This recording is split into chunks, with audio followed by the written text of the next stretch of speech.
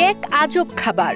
এই খাবার তৈরিতে বিশাল বিশাল মাটির পাত্রের ভেতরে উল্টো হয়ে ঢুকে পড়ছে কারিগররা।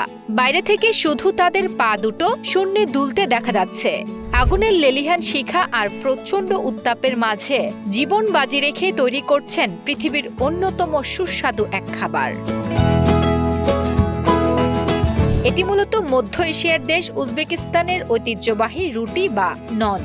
এটি তৈরিতে কারিগররা প্রথমে ময়দার খামিরকে নিখুঁত মাপে গোল করে তার উপর লোহার ছাঁচ দিয়ে নকশা তৈরি করেন। এরপর সবচেয়ে কঠিন কাজ, মাটির চুলা, মানে যাকে স্থানীয়ভাবে তান্দির বলা হয়। এই তান্দিরের দেয়াল যখন আগুনের তাপে টকটকে লাল হয়ে ওঠে, ঠিক তখনই অত্যন্ত ক্ষিপ্রতার সাথে কারিগররা ভেতরে ঝুলে রুটিগুলো দেয়ালে গেঁথে দেন।